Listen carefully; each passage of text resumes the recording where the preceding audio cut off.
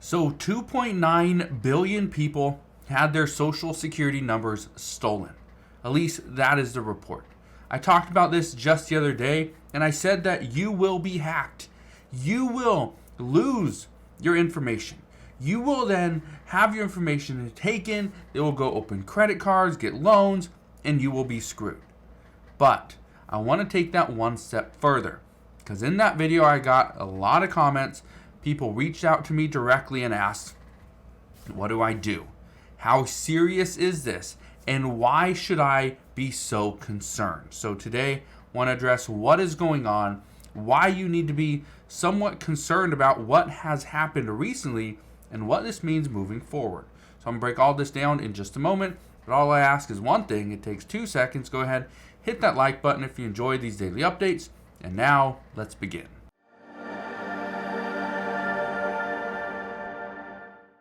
So let's get right down to it. Here's the report that we need to go over. So it says 2.9 billion people may have had social security numbers and other financial data compromised. What it means for you. Well, we're going to go over that because a lot of people are saying that this happened months ago. This is fine. We're okay. Don't worry. Here's what happened. Back on, I believe, April 8th of 2024, there was it wasn't just a individual hack. Okay? It wasn't that people got their identities stolen.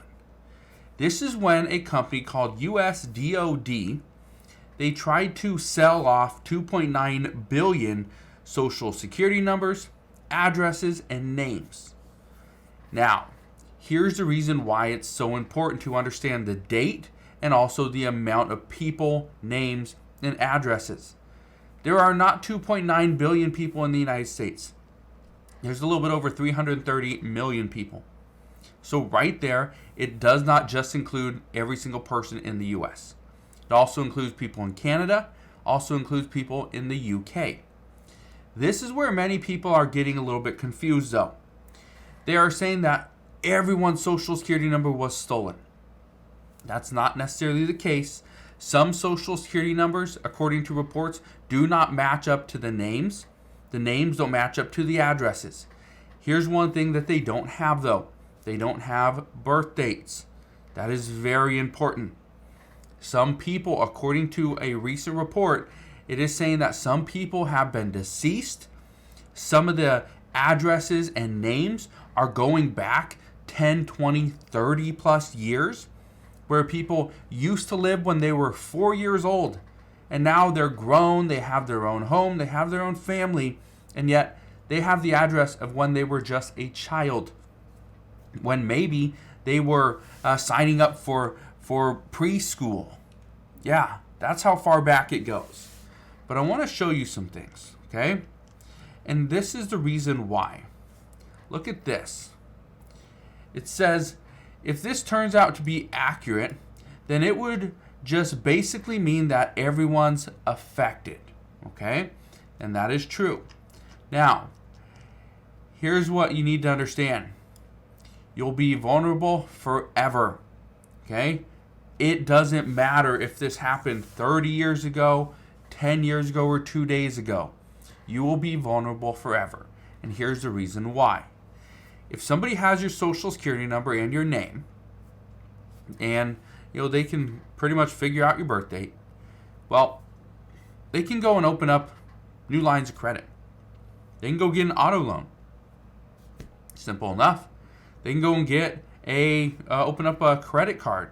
Send that credit card to their address and not yours. You may never know that they are using your information, your social security number, your income, and they are getting rewarded for it. Okay, they're benefiting from it by using your credit card. They could attempt to get a mortgage, right? We've seen it before. But here's what you need to know. This is just the beginning. They are going to use this information and you will be somewhat scarred for years to come. And the reason is because they don't have to use your information today. If the information was stolen and sold and according to reports, the USDOD, the hacking group that stole this information and then sold it, they wanted $3.5 million. If this was quality work, if this was all recent, name, social security number, address, if this was very recent, they would ask more than $3.5 million for this. For 2.9 billion social security numbers, that's a massive amount. There's no way that if this information was so good, clean, that they would be able to sell it for just $3.5 million. It would go for much more than that. Now, here's something that I think is interesting. I didn't know this, but I have a friend, and she was supposed to get an elective surgery. I'm not going to say what it was or who it is, but she was supposed to get an elective surgery. This surgery was supposed to be financed. Okay?